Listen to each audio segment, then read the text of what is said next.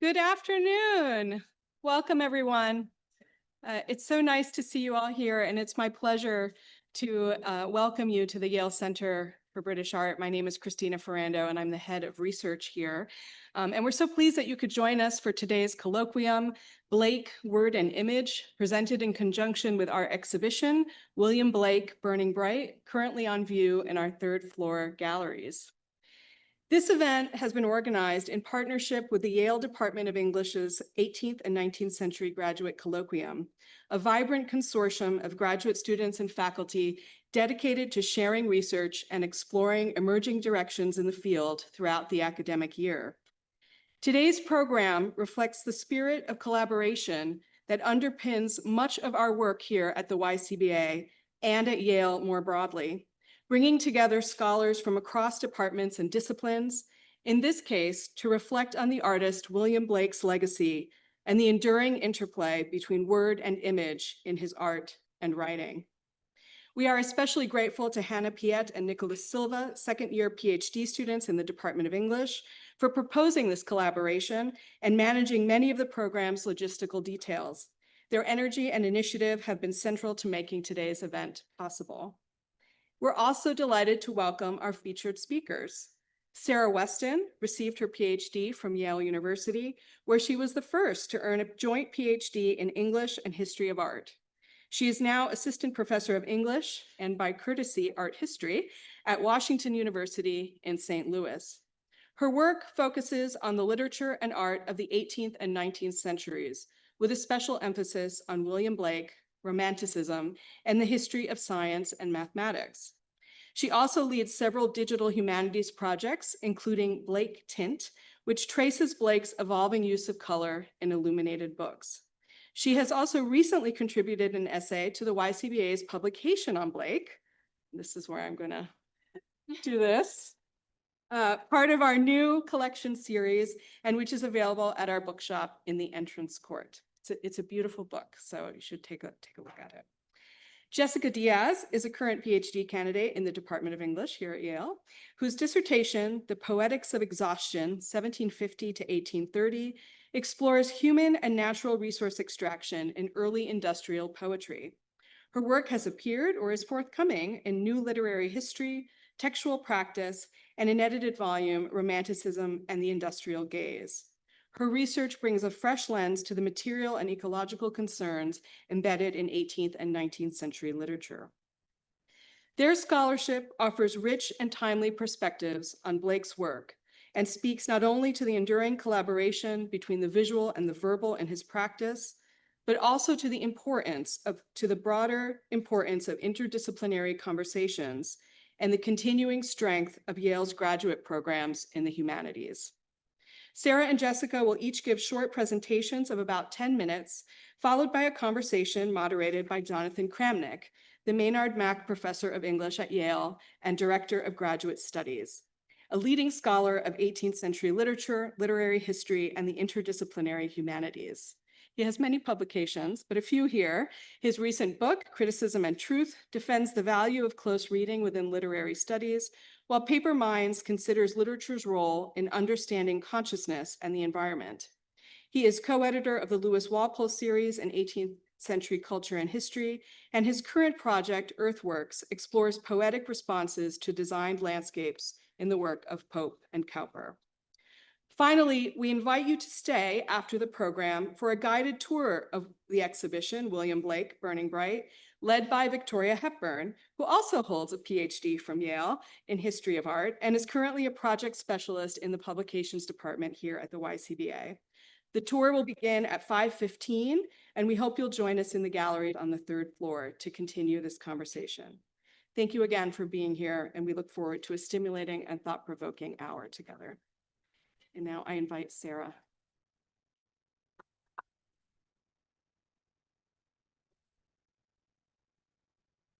Thank you all so much for being here. Thank you to Hannah and Nicholas for organizing this, and to Christina for an amazing day. Elizabeth and Tim did such a beautiful job with this exhibit, so it's been such a delight to be back here. In many ways, being sick can feel like a binary state. That's how Susan Sontag characterizes it in Illness's Metaphor when she speaks of the kingdom of the well and the kingdom of the ill and needing a passport to travel between the two. It's easy to think like this: sick, not sick, pain, no pain, my body before, my body after. But in reality, illness and pain often exist in a gray in between, hovering in superposition between the two, a marriage of contrary states. If you're in pain, you've acutely got the memory of not being in pain to compare it with. If you're in remission, you're haunted by the possibility you might fall back into pain at any moment. William Blake hovered between both kingdoms most of his life. The ailment that probably comes to mind is mental illness, something people frequently like to spectate he had. But the illness you probably know less about is the chronic stomach pain, the lifetime of intermittent attacks of a bowel complaint, which nearly killed him. In letters, he describes repeated episodes of precisely the same complaint, the same torment of the stomach, excruciating and enfeebling, that took him out for days, giving him desperate shivering fits and gnawing pains in the stomach. His biographer, Alexander Gilchrist, called it dysentery, a bacterial infection that causes bloody diarrhea. But more recently, scholars have suggested Blake had inflammatory bowel disease, an autoimmune disorder that frequently causes stomach pain, diarrhea, and shedding blood and mucus from intestinal ulcers. IBD disappears and reappears, cycling through debilitating flares and calm periods of remission. Pain was a constant companion, but we've talked very little about how Blake's chronic pain might have shaped his representation of and preoccupation with it. Indeed, Blake was a poet of pain. From sorrowful children in Songs of Innocence and of Experience, to prophetic books swirling with war and terror, to illustrations of tormented sinners in Dante's Inferno, and Job's pain in the Book of Job, Blake was repeatedly drawn to representing suffering. Erase all the figures in anguish from Blake's art, and it would be unrecognizable as his. In his poetry, characters tremble 196 times. There are 167 howls, 133 cries, 131 groans, 92 laments. There are pains, shudders, shrieks, shivers, and convulsions. So I'll approach pain in Blake's works from two different angles today. One, honoring the subject of this panel, I'll examine how Blake harvested the possibilities of words and images to represent pain in ways that challenged 18th century norms.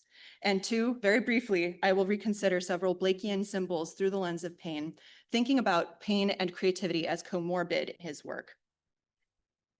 100 years ago, in her essay on being ill, Virginia Woolf asks why illness has not taken its place up there with love, battle, and jealousy among the prime themes of literature.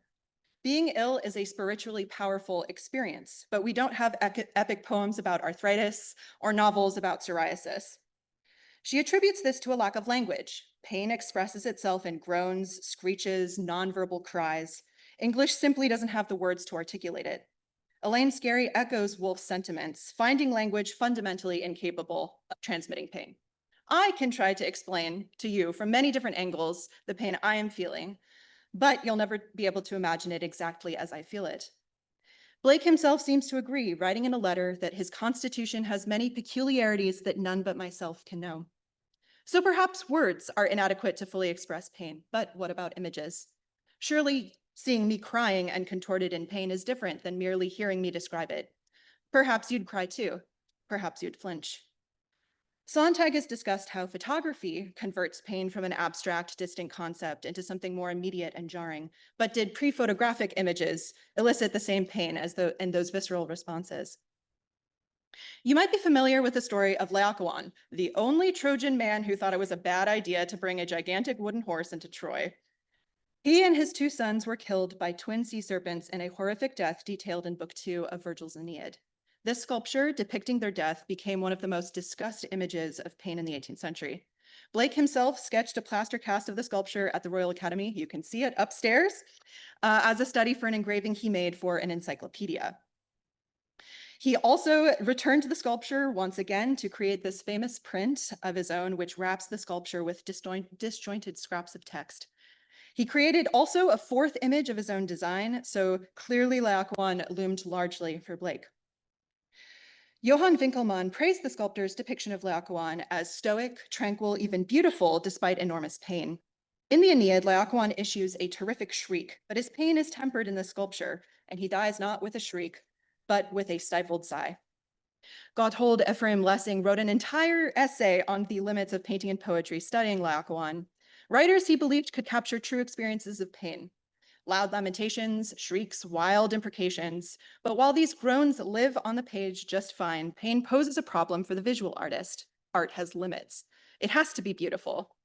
Lessing gives us a thought experiment. What if the sculptor hadn't softened Laocoon's pain, but rather shown his mouth wide open and shrieking in agony? Lessing says it would have been repulsive, violent, a hideous distortion. It would have made us turn away in disgust and shock.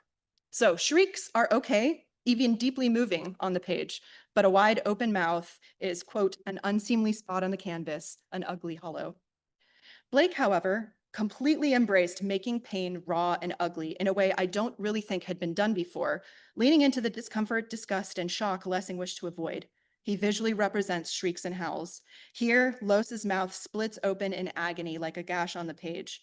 Here, we have a Gorgon on the left and the character Bromian on the right, both howling and wide-eyed. A key part of Lessing's distinction between poetry and art involves time. Poetry exists in long linear sequences, but art is limited to one single moment. So words can narrate our experience of pain in real time, but an image only has one shot to convey it. And I think Blake upends a lot of this thinking in his approach toward an image. So I'm going to turn to two examples, two books that rely differently on text and images to communicate pain. The first is one of Blake's most illustrated books, if you look at the word to image ratio, the Book of Urizen. And the second is one of his more text-heavy books, Visions of the Daughters of Albion. The Book of Urizen is Blake's imaginative retelling of Genesis. Urizen, Blake's parody of the Old Testament God, throws the world into chaos and falls asleep. Los, Blake's creative protagonist, binds Urizen into human form. It's a terrible, violent process. We see Urizen first as a skeleton, then with flesh creeping over his bones, until he takes his final form, still asleep but weeping in chains. Los surveys his work, horrified with a painful guilt that divides his soul. In agony, he bends over and splits in two, creating a second person, his emanation and Atharmen. There are two separate illustrations of the same moment. Here, she is an embryonic red globule, and here she is seen literally emerging from the word pity. Blake shows us Urizen and Los in pain for an extended period of time, repeatedly shocking us with full-plate images and close-ups of the horror, making us wrestle with their pain much differently than we would if we were to just read about it. Blake's approach defies Lessing's idea of how an image should exist temporally. Instead of choosing one perfect, pregnant moment, Blake's pain is a fractal with multiple points of view and angles. As he reordered different copies of the Book of Urizen, Blake toyed yet further with the temporal experience of their pain, experimenting with staggering these images out of chronological order, reminding us of their agony again and again long after it happens actually in the text, or surprising us with an image of the pain before we've even read about it. On the other hand, Visions of the Daughters of Albion primarily uses words instead of images to articulate pain. After the main character, Owathewan, which sounds a lot like Laocoon, is raped by Bromian, all she can do is howl incessant while writhing. She inflicts yet more pain on herself, begging eagles to rip away her violated portions so she can restore her purity. Her former love, Theotormon, now rejects her and severely smiles as eagles tear into her flesh. As you can see, the book is very text-heavy, with very few illustrations. Unlike what we had in the Book of Urizen, we barely see Owathewan illustrated here and never up close. He mainly gives us diminutive figures squished between blocks of text, curling in on themselves in lamentation. When Owathewan does find her voice, she processes her pain endlessly in monologues that no one listens to. She says, Theotormon hears me not, none but Bromian can hear my lamentations. The only response Owathewan receives comes from the daughters of Albion, who, quote, hear her woes and echo back her sighs. That is, while they might be sympathetic, they're not actually absorbing and responding to her pain, merely reflecting her own sounds back to her.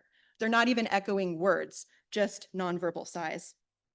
When Theotormon finally speaks, it's not to her, and he doesn't try to sift through her pain with her, but rather languishes in his own self-pity, converting her pain into his own. In Visions, Blake seems to be implying the sheer impossibility of communicating pain through words. Characters talk past, not with each other, unable or unwilling to grasp someone else's pain. Blake leaves the book open-ended, stuck in a loop. Every morning, just as they've been doing throughout the book, Awathawan wails, the Atorman converses with shadows, and the daughters of Albion echo back her sighs. We get the impression they'll continue doing this forever and ever, like an oscillating sine graph. Blake's verbal expressions of pain are cyclic and unproductive, not narrative as Lessing says they should be. Reading Blake's writing is genuinely a difficult process. It's demanding. On a syntactical level, he uses punctuation very sparingly, so you have to painstakingly parse where one sentence ends and another begins. He includes a lot of monologues, but never uses quotation marks, very rarely specifies who is actually speaking. So we have to trace the thin string back through the thicket, the labyrinthine thicket of words that we just navigated to find the identity of the speaker. On a narrative level, it's almost impossible to discern a plot in many of these books. Even works like America or the French Revolution, which are based on historical events, are told ahistorically, out of order, without any feeling of chronology to them. His storytelling is not linear. It's sudden, looping, chaotic, cyclical, repetitive. He creates time loops that don't go anywhere. While Blake perhaps insinuates in visions that words can't directly communicate pain, he actually is quite successful at evoking the feeling of pain, shaping words into a raw, roiling whirlwind, an aesthetic experience that simulates what it's like to be in pain. Just like it's perhaps more comfortable to turn away from someone else's pain, it's easier to put Blake's books down without wrestling with them. There's a concept in disability studies called crip time, which suggests that people with illnesses experience time differently. Life is more cyclical and nonlinear. We have periods of remission, then flaring. Things take longer for us to do. And I think Blake's approach to manipulating time, both in image and in text, allow him to evoke temporal experiences of pain. His words feel endless, dilating moments into infinities. His images feel out of order, delayed. They come in pangs. When she reprinted her essay on being ill in 1926, Woolf retitled it Illness, an Unexploited Mine. I think this idea of pain as a mineable object is really interesting, that artists in pain perhaps feel pressure to recast it into something generative, to get something out of pain just like it's gotten something out of us. But clearly, Blake does tie creation and creativity with pain. The flame-filled forge of his creator figure, Los, is located in Bowlahula, a spiritualized version of the bowels that incessantly echo with mourning, lamenting, and howling. But Bowlahula is not just an abstract mythological concept, it's the stomach in every individual man. The exact site of Blake's own routine pain is where he decided to locate the place of intense creativity. He repeatedly turns to images of women spinning intestines and nerves and bloody looms. He got this imagery from the poet Thomas Gray, whose work he illustrated very early in his career. Gray's bard weaves bodily tissue of poetic lines with bloody hands. A poem later, his fatal sisters work the loom of hell, watching grisly textures grow because they're made out of human entrails. In both of these poems, Gray ties poetic creation and storytelling with a grisly, pain species of weaving. He loved this imagery. His poetry and art is full of gory looms and spinning entrails. They're a sort of feminine counterpart to Los's hammer. But he didn't get this imagery just from Gray. He also got it from his own bodily experience of pain, something he expresses in a letter of being only bones and sinews, all strings and bobbins like a weaver's loom. I think we can say Blake saw pain as a source of creativity, but sadly, his creativity was also ultimately a source of pain. It's hard to say for sure what his cause of death was across the centuries and without an autopsy, but one of the more accepted theories is that he died from liver failure brought about by sclerosing cholangitis, a condition that is caused or aggravated by chronic copper intoxication. It's a game of contraries to the last. His copper and acids, the very materials he characterized as salutary, medicinal, and illuminating, were the materials that allowed him to free himself from bodily constraints and pursue his creative vision, were also likely the author of his pain and something that chained him further into his own body. Thank you.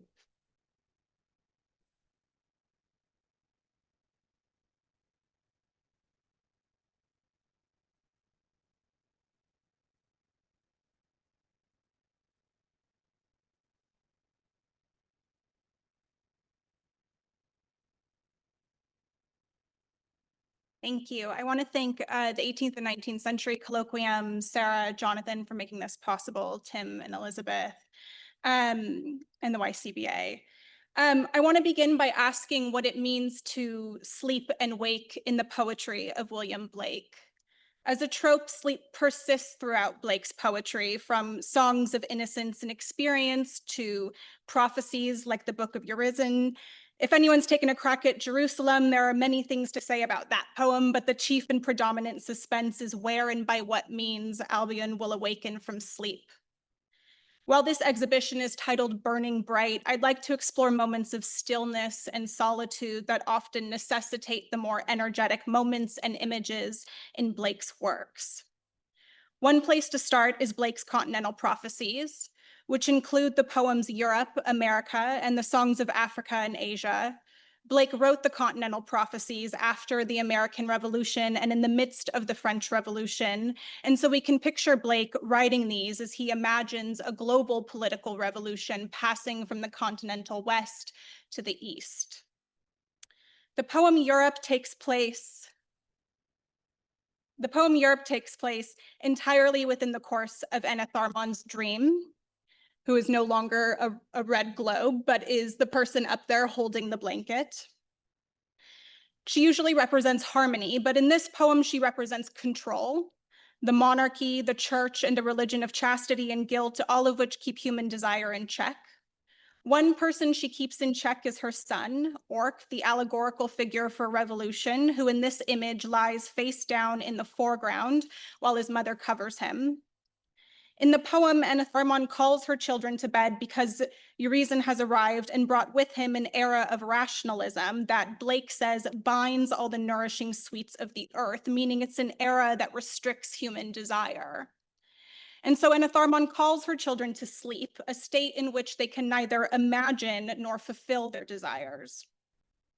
And in the image, their passivity contrasts Enitharmon's activity. Every fiber in her body is flexed, from her muscles to her hair to her fingers, which seem most important because they are just one flick away from extinguishing Orc's flames.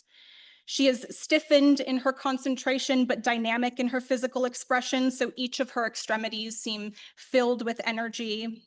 Compositionally, she's juxtaposed against a looser background where 6 sluggish figures flail on top of clouds, fatigued. These are also Enitharmon's children, 2 of whom remain energetically locked in a final embrace, as if to gesture good night or see you in the morning. About halfway down the text, when Enitharmon calls Orc to bed, she says, "Arise, O Orc, from thy deep den, firstborn of Enitharmon, rise, and we will crown thy head with garlands of the ruddy vine, for now thou art bound, and I may see thee in the hour of bliss."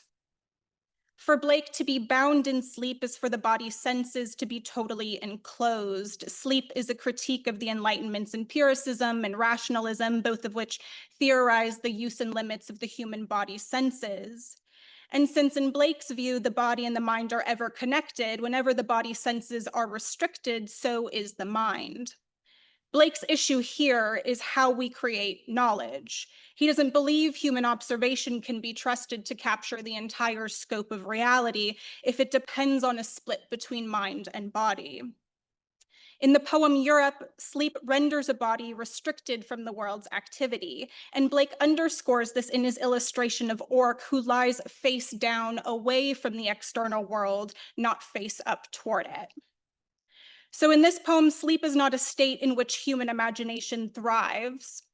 And this is a bit unusual in the context of Romanticism, because for most other Romantic poets, like Coleridge or Keats, sleep is a sensuous portal for the imagination. It allows the human mind to access ideas otherwise impossible when we're awake.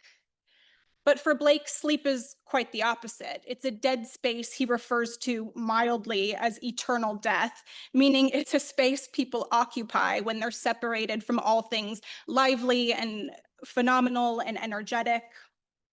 So in this image, sleep's not great, and it's not much better in the text either. There's actually a surprising uniformity between the text and the image.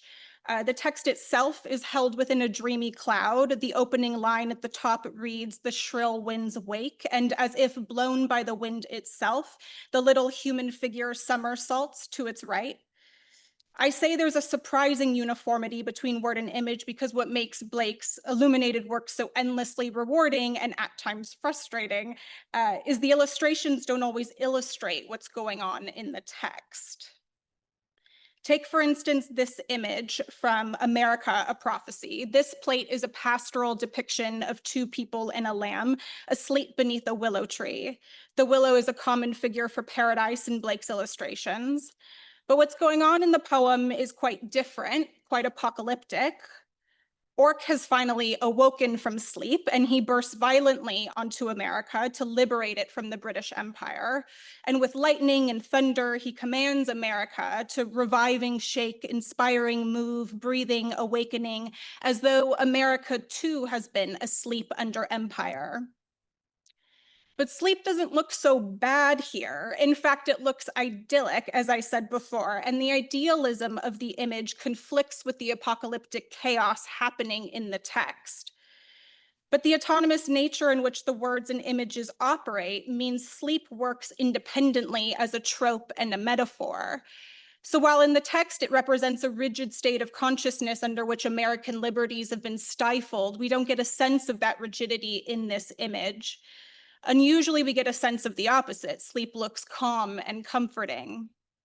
To better understand why Blake chose to depict sleep pastorally in this plate, I thought it'd be useful to read it across Blake's other texts, treating the illuminated works like an open network of ideas that negotiate sleep between the different texts. And what I found in looking across Blake's work is that this image of pastoral sleep seems to draw from an earlier image of pastoral sleep from Songs of Innocence and Experience, the poem The Little Girl Lost. Follows Laika, who has been separated from her parents and wanders lost in the desert, looking for sleep and looking for comfort. Blake repeats, "Where can Laika sleep? How can Laika sleep? Sleeping Laika lay while beasts of prey come from the caverns deep." While Laika should feel threatened by the beasts of prey who stalk her, she's eventually saved by one of them, a lion whose vicious nature is surprisingly reimagined when his willingness to protect Laika guides her to safety. And the two plates share much of the same imagery. They depict a single paradisal willow protectively sheltering human subjects. The birds and the butterflies in the background are similarly shaped, underlining a bucolic sense of nature. The backgrounds themselves are more painterly and atmospheric, while the figures are distinctly outlined.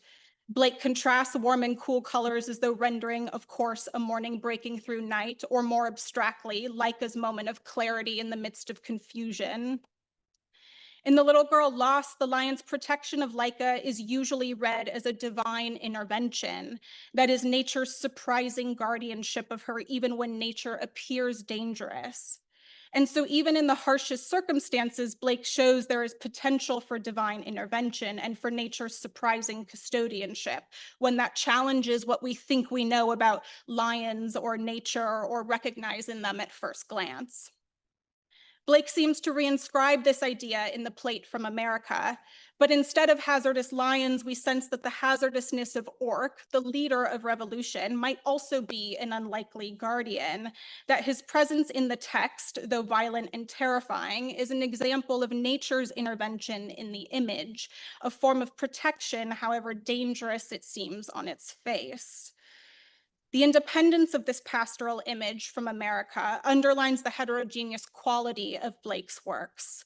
Sleep is a word and an image uniquely mediated across his works to challenge paradigms of meaning, for instance, what we think we know about rest, about comfort, about protection.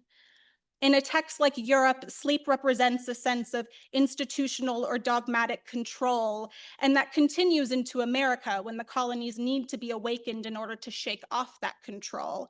But also in America, sleep expresses the desire for comfort and for protection, that when America does wake up, does revolutionize, that this process might be, like the lion, an unlikely escort to a more restful place. Thank you.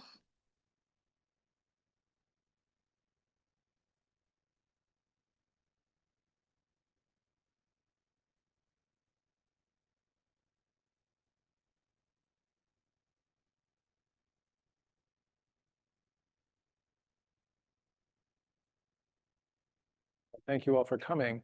Before we open open up for questions from the audience, I thought we'd give our speakers a chance to talk to each other a bit about their interest in Blake and about some images that they have selected to discuss together. So actually, I'm going to grab this. But I wanted to begin by asking you both, what drew you both to your interest in Blake? I'll go first. So I became sort of a Blake fanatic in my undergrad. I always say, so I study Romanticism now in 18th century literature, but who converted me was Blake. And of course, you know, a great professor of Blake at my undergrad institution. But I think that Blake is timeless. I think he's endlessly rewarding. I think studying him is rigorous and challenging, but also when you feel like you get it or you know something, then it's the best thing of all. And those moments are so brief, but when they come, it's like, wow, I get it, I got it. And so, yeah, I mean, I haven't put Blake down since then. I had a very similar experience. In high school, you read The Tiger, you read The Chimney Sweeper, and I'd always, you know, thought they were very beautiful, but I didn't really think too much of it. And again, like freshman year, I had a really wonderful professor who threw up all these images on the board, and I was just shocked that he created, because I think in English sort of classrooms, we really just encounter his poetry, and we don't really think too much about the image aspect of it, which was so deeply important to him. So that just kind of like opened it up. I ended up double majoring in art history and English, and then doing the PhD in both as well. And I think, yeah, I find him so rewarding, and it's very easy to get obsessive about him. And I think particularly because he's so hard to understand, you feel like you're a detective, just kind of puzzling things out and piecing, you know, you have like your murder board where you're piecing things together and trying to understand it. So it is so rewarding when you do get those flashes of understanding. And even if you don't, I think he's just a really inspiring person. He wasn't very known during his lifetime, and got no recognition in his death. He was only got like a marked grave very recently. And even though all of that was happening, like he still kind of persevered through it and had this really strong conviction in himself and his project. And I think it's personally inspiring to see. Both of those stories are very inspiring, I think, for all of us. So I'm going to bring up a few images and ask you both what you see in them or read in them, and why you chose them for us. Okay, I can go first. So this is the title page from the first book of Urizen, which ended up being the only book of Urizen. And on this, we have the 10 commandments in the back, but they, you know, you can't even see them, but they're the stone tablets. In one hand, Urizen has like a quill, so he's clearly writing his poetry. In the other, he has like a sort of a Buren engraver type thing. So he is creating image and text at the same time with his foot on a book. His eyes are closed, so there's this idea that he's sort of reading maybe the book of nature, and either transcribing it or doing something with it. But it's this sort of like perverse vision of reading and of inscribing and writing. Urizen is this sort of like parody of the Enlightenment. He's kind of everything that Los is not. Los is very generative, creative. He's kind of like a little bit like Blake. And Urizen is this sort of like stultifying figure. So this is kind of like a perverse moment of creating a book. Yeah. There's this great line from the poem too, where he says, "I alone in books formed of metals have written the secrets of wisdom." And I think you get a sense of, I mean, metals meaning like the copper plates, perhaps. Yeah. But I also get a sense of like metals as being restrictive sometimes, right? Or like a sort of finite form. And you can kind of get a sense of that restriction in the title page with all of the sort of upside down U's with the willow tree and the tablets, and himself is a sort of, everything is sort of downturned or downcast toward the earth. And it just, everything sort of feels like it's bounded, like it's restricted. Wonderful. Okay, let's see what's next. Familiar image for many of us. Okay, so this is, you know, got to put the elephant in the room or the tiger in the room. The poem, "Tiger, tiger, burning bright in the forest of the night, what a mortal hand or eye could frame thy fearful son and try." It's this tiger is forged in hell with hammers and chains, and it's this like violent moment. And I love showing this to my students because they're, we read it together and then I show the image and it's, yeah, stuffed toy. It kind of comes to mind as a comparison. I think it's interesting to like read this maybe against the Laocoon too, that idea of like the pain happened off screen. Like we're reading about it, it's right in front of us. And we have this image that kind of like is dislocated or jarringly different from what we've just read. So in that kind of moment between like what happens in the text and what happens in the image, we're sort of like getting that friction, getting a sense as a reader that maybe something is like slightly off, slightly sort of wonky. Yeah. Yeah, absolutely. I think all of the very many different tiger copies there are, I think the British Library has one that's kind of even more unnatural, where the tiger's like pink and the background is purple and it almost looks like a carnival tiger or something. But it shows how Blake has this line where nature is imagination itself. He was upset at one of his patrons who cut him off because he wasn't listening to readers who said that his work was too out there, too imaginative. And Blake has this great line where he says, nature is imagination itself. And so I try to think of all the many different ways in which he was imagining nature, trying to take inspiration from nature. And some of it feels a little cheesy. And other times it's like, oh, but look at all of the many ways it can be rendered. Yeah. Wonderful. Okay. Jeff, you go first this time. Yeah. Okay. Chimney sweeper.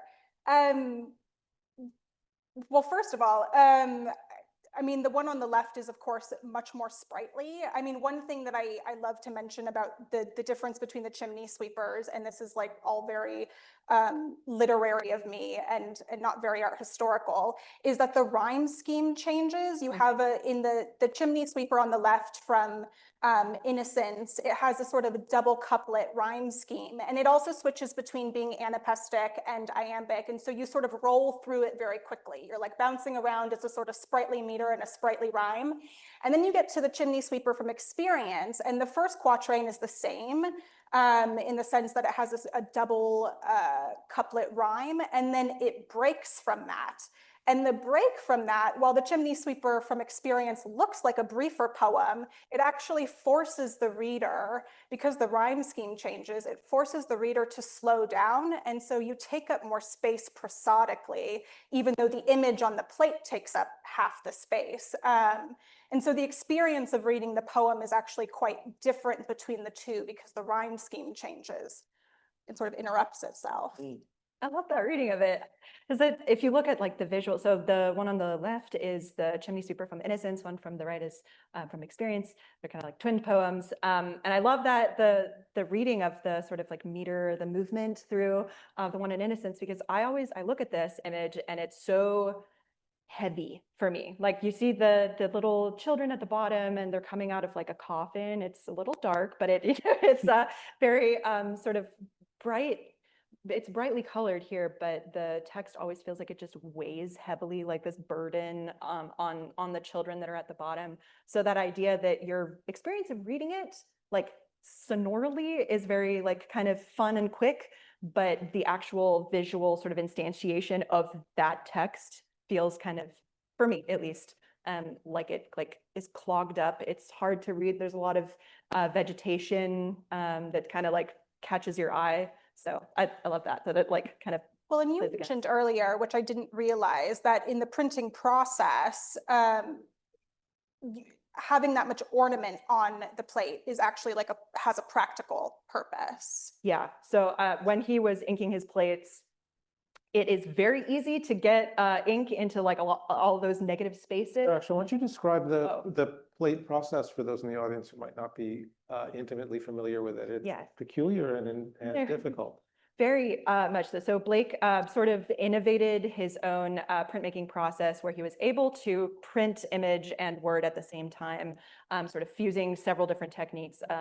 So what he would do is he would take a piece of copper, he would build up some wax around the side so that it would create kind of like a little tub, and he would write all of his poetry backwards. All of his images were produced backwards. So it is hard enough to just write that in what looks like a font, very stylized, but he did all that backwards. And it's tiny, it's like this big too. So there's a real technical feat here. So he used an acid resistant substance to do all of that work. And then poured acid into that little tub that he created, and all of the different, like the designs and the text, that all stayed up, and everything else got eaten away. And he would have to sort of do that multiple times to protect the text from getting eaten away under, because the acids just kind of go for anything that's thin and little. And then after he had that, and it's etched to a very tiny amount. You would think it's you need it to be big to actually be able to get a print from it, but it's sort of very thinly etched. It's very masterful. And then he takes inks the design, and then he runs it through a printing press, and you get a base plate that then he went in and he used watercolors and sort of renovated the same image multiple times as he was producing books. To sort of give it a different feel. So that's you saw like the tiger, two different versions. One looks very kind of lovely, pastoral, and then the other one is a little like darker and sort of more dramatic.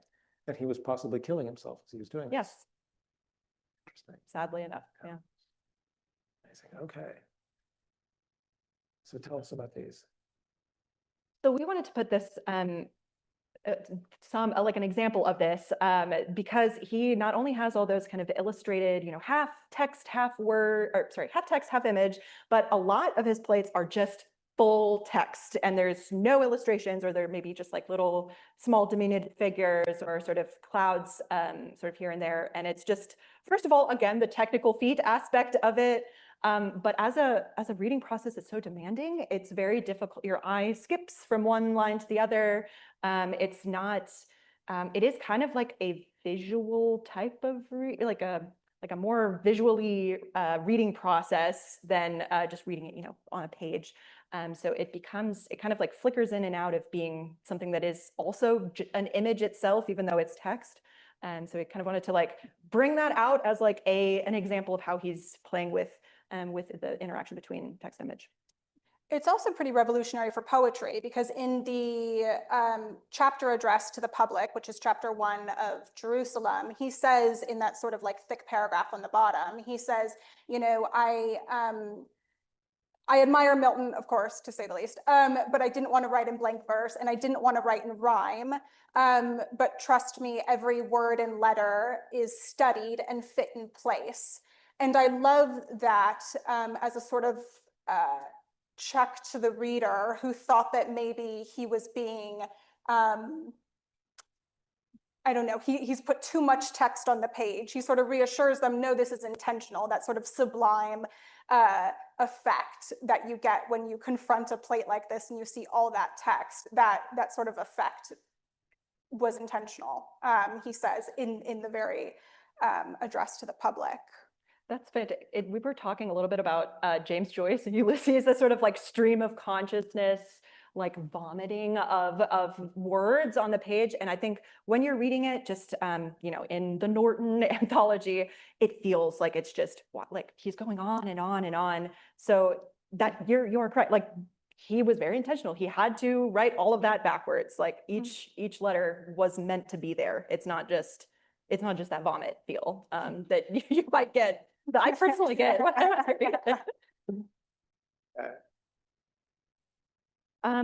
So we also wanted to bring in some images that show him illustrating other people's works. So we've got both of these you can see upstairs. All of that was just as great idea, was to just have stuff that you can also see upstairs to talk about. But do you want to like Yeah, I mean, just Ode to the Death of a Favorite Cat, which is something he illustrated for Thomas Gray, or Thomas Gray's poems, is interesting or different because it's not reproducible like a lot of his other plates. Like he did this watercolor directly on the paper, and so only that one exists. Whereas, we've been talking a lot about sort of reprinting, and then, coloring in differently after the fact or with different color inks. But here, this is like truly a sort of diversion from from his practice. Oh yeah, no, that's a great, but this is like an extra illustrated point. You can see it upstairs, the sort of how he's placed it in and is like negotiating. I think these are interesting because you have the gray, you have the text as a sort of center that he's then working around. And then in the book of Job, you have this sort of image that he's then fitting like all these little swirls of letters, you know, both at the bottom, but also in the clouds. One thing I wanted to mention with the gray is it's not this image, but I think the second to last image of this sort of series that he does on this poem. It shows us the cat who has unfortunately fallen into the water after pursuing the goldfish. Salim, and it's really sad. yeah, it is really sad. I love cats, so it's yeah. Okay, but you know, the cat surfaces multiple different times trying to get out of the water, and it's this interesting thing. It's this sort of like delay where we are reading in the text that the cat is coming up for air, so we know it's about to die. But his illustration of it is it diving in. So there's this like temporal delay. It's a we call it syncopation. Northrop Frye is kind of one of the first big Blake scholars, came up with this idea of syncopation. It's from music. It's that idea, the sort of misalignment, disjoint between the text and the image, that sometimes like it'll be over here, something that is actually being talked about over here. And so it is interesting how he's kind of playing with that. We're reading, we're like, oh no, the cat is going to die. Like we could save it in the image, so that he's kind of like, he likes playing with his illustrations and with time when he's kind of choosing what moments to illustrate. Surfaces 8 times and dies on the 9th. One of my Yeah. students pointed that out in class just last week.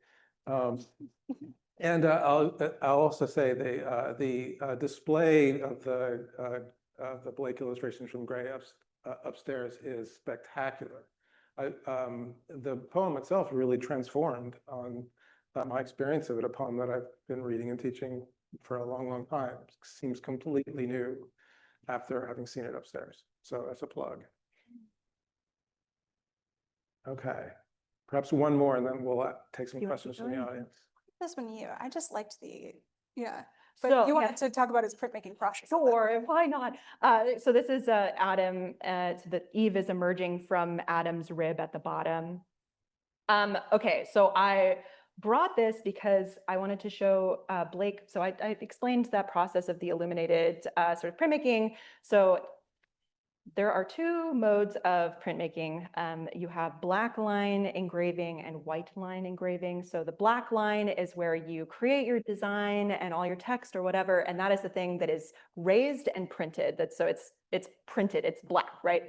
And then white line is you have an image and you carve into it and then you print everything. So it's mostly black, and then you have the design coming out in white. So it's white line.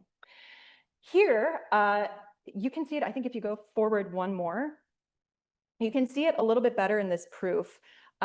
He combined the 2. So he's not only just doing that relief printing, he's also on the space of the same plate.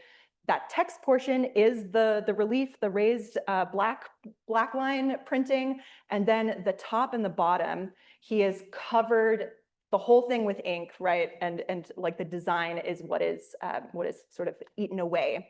So he's combining these like literally like contrary modes of printmaking, negations of each other, to create one the text and one the image. And so they kind of like do this little negation thing. It just in his technique and his approach to printmaking, he's kind of casting them in opposite forms and motions. Jess? No, I just selfishly wanted to learn from Sarah, and that so I was like, yeah, let's put that plate in. Wonderful. Okay, well, we have a little bit of time to take questions from the audience, and there is someone or someone's with microphones out there somewhere, I believe. Okay, so if you'd like to ask a question, please raise your hand and then wait for the microphone to come to you.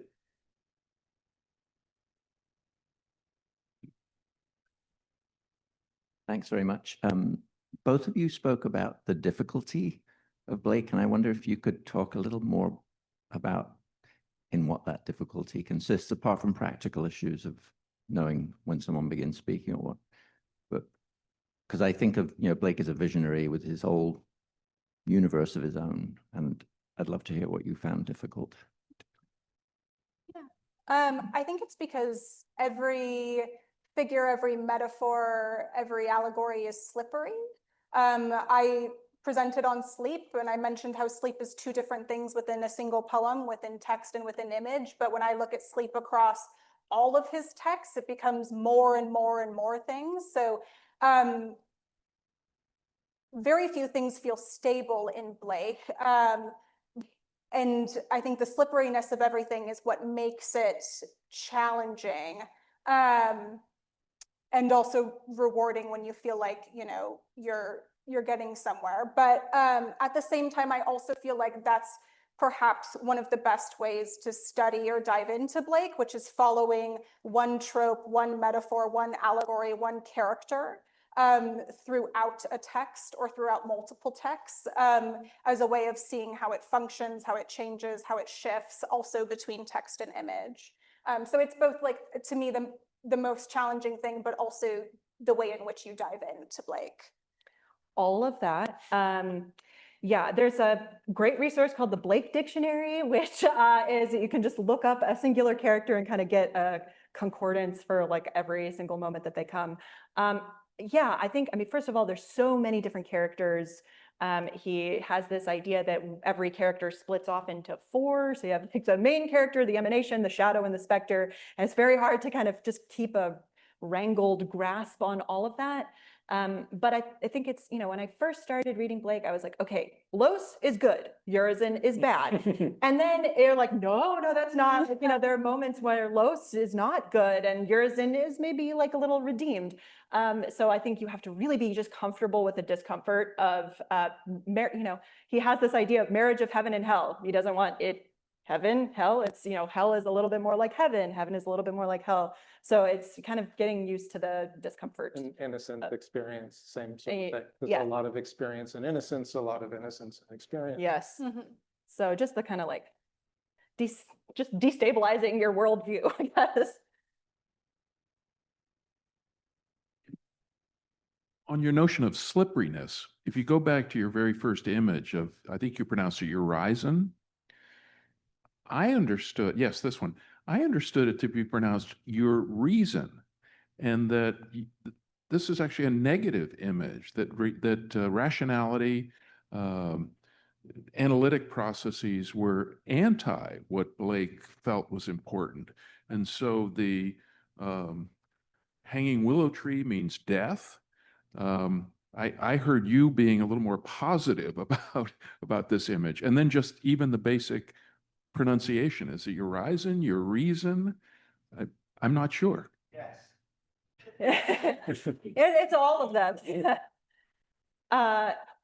Was I the one who was being positive, or was it Jess? I thought you started. Me?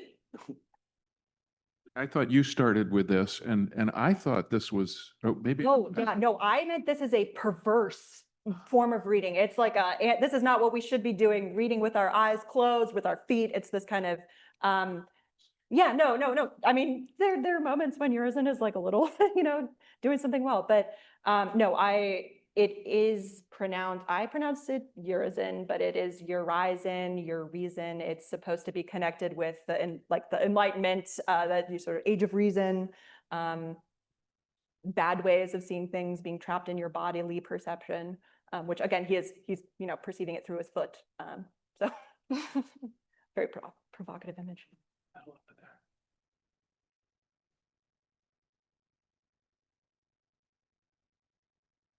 Thank you. I have a question for Sarah about printmaking, and I was wondering if you could tell us about which aspect of Blake's technique was toxic. Was it the acid he was burning the plates in? Was it the copper itself?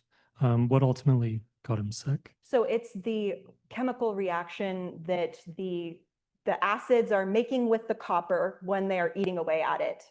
So that is in areas with very low ventilation. So he was doing all of this while his wife was like cooking over there. So there was not, you know, the sort of ventilation that we would want to have in a printmaking studio now. So it's the fumes that kind of come up from that process. It's not just the copper or the acid by itself, but the kind of combo of the two. Thanks. Yeah. I'm fascinated by this second plate, the sort of way that that figure's body's extending over the text, and he seems sort of pushed towards his own extremities as he's encountering this sort of book. And I'm thinking about the plate in the chimney sweeper, and you have this really small person and this huge body of text. And I'm thinking about that in the context of your presentations about pain and the body. And I'm wondering if, what ways you recognize Blake conceptualizing the body's encounter with text, and how pain, if at all, if it figures in that. They seem to be more in those kind of, I'm noticing that, yeah, there's something happening with the body encountering text/ink that happens in an autobiographical way, I guess, with what you're describing with his printmaking process, but also these images seem to have some kind of wrestling between body, text, and the border between. So I'm just curious about how you both conceive of that, or if that, how that figures in Blake for you. Yeah, the chimney sweeper from Innocence, there's a lot of rosy tinted look at pain and suffering in the poem. The sort of like, if all do their duty, they need not fear harm, is I think the last two lines. And this sort of this idea that pain in the image is really not present. You know, I was showing a lot of images where you do see pain like up close, and it's, you know, kind of shocking. And this really makes it small in a way that, like, maybe in the chimney sweeper from Experience, we can kind of see his pain like a little bit more telegraphed, especially in some of the different like this one is a little sort of, you know, it's not too bad. Some of them are printed in this very like kind of almost ghoulish way, where it's just kind of the ink itself feels like it's kind of like smeared and smudged in this like kind of violent fashion. But yeah. At the same time, you could possibly read the chimney sweeper from Experiences. It opens a little black thing among the snow, and in reality, he looks like a little white thing among soot, right? Like what is supposed to be snow looks much more like soot. And so while perhaps you don't see the pain in his face or the anguish, you get a sense of the contact between what is killing him and him. Yeah. Absolutely. Oh. Yeah. Oh, we can pass it down. I think we have time for at least one more question. Okay, No, well, someone else should have that question.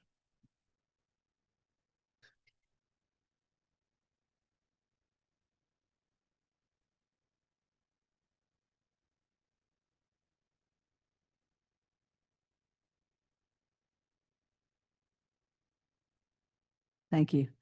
I wonder if you could say something about the significance of color in Blake. Back when I was an undergraduate in the 1980s, we were sort of discouraged from focusing on the color very much, the idea being that colors varied among different copies, and we didn't have the Blake archive yet. There was also the legend, or perhaps fact, that Blake's wife, Catherine, did a lot of the hand coloring, which made it, because she was a woman, less important, right? So, and yet I have the impression, and Sarah, I haven't had a chance to look into your Blake Tint project that was mentioned, but I have the impression that color is getting more attention from Blake scholars now. So I wonder if you could just say a word about that. Christina's probably going to want me to plug the book. I have an essay in it that talks specifically about the sort of evolution of his color, and it uses Blake Tint, which just to plug the Yale DH lab, they helped me build.